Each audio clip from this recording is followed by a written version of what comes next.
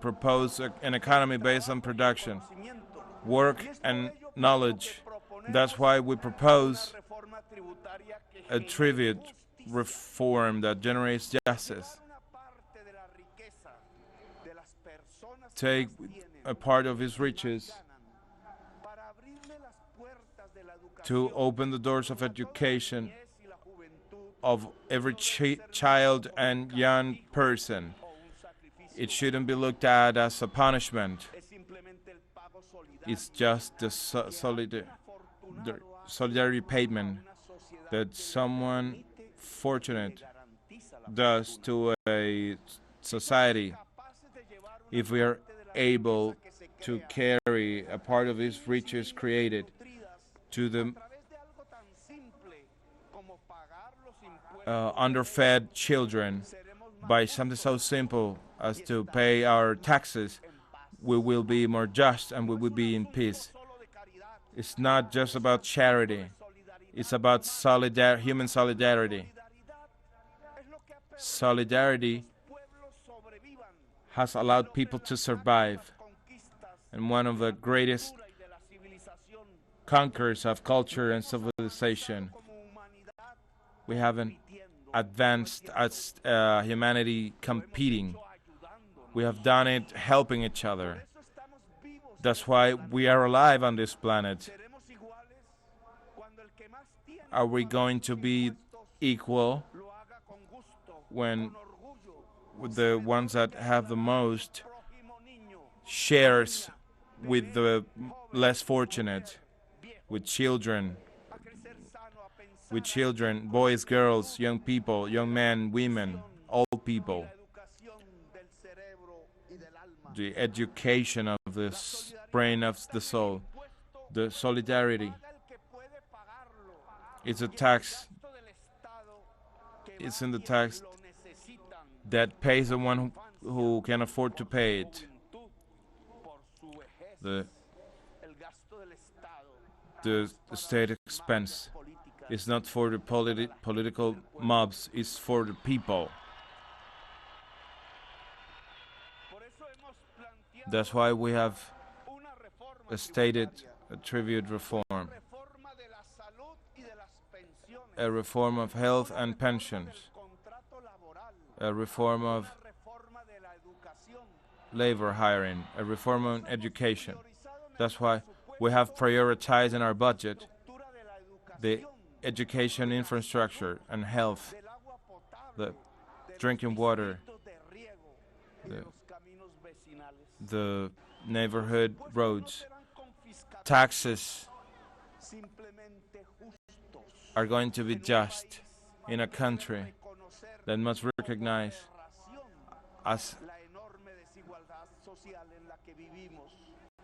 an abomination the huge inequity that we live in a state that must reflect the transparency of the expensive, in a society that deserves to live in peace. Be in a society of knowledge, a society in which all its inhabitants have the maximum of scholarship and culture. It's not an utopia. Poorest peoples than ours are now societies of knowledge because they did great advancement in public education. The time has come to pay the debt we have with our education, to have a quality education. The moment has come to be conscious that today hunger advances all over the world because a food security idea that we had crumbled. International commerce in itself is neither positive nor negative. But if it's not planned, it can destroy economies and lives. The world now learns the importance of food sovereignty. Food sovereignty is the guarantee of that every society must have to consume its nutrients.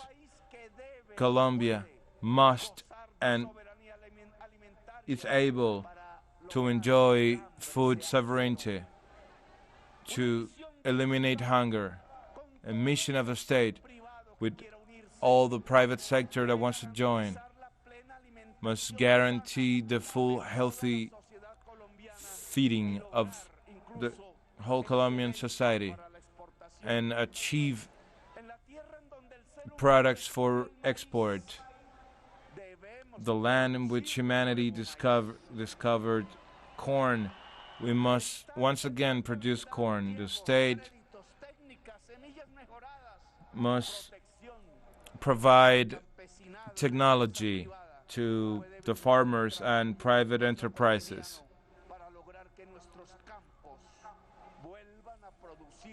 to make our fields produce again the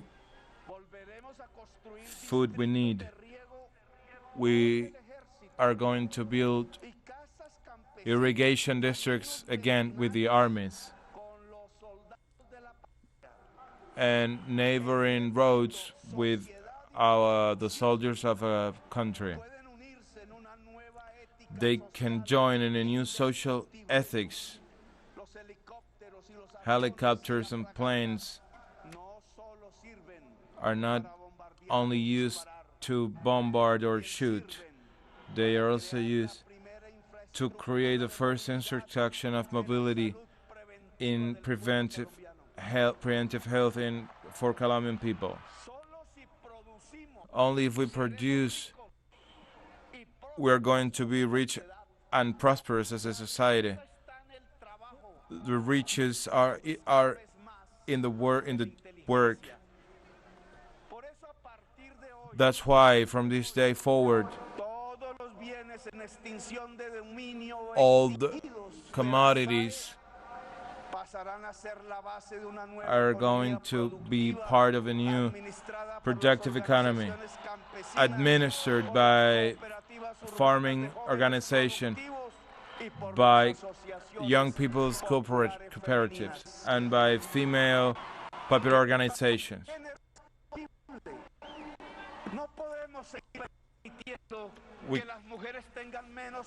We cannot allow that women have less job opportunities and they make less money than men.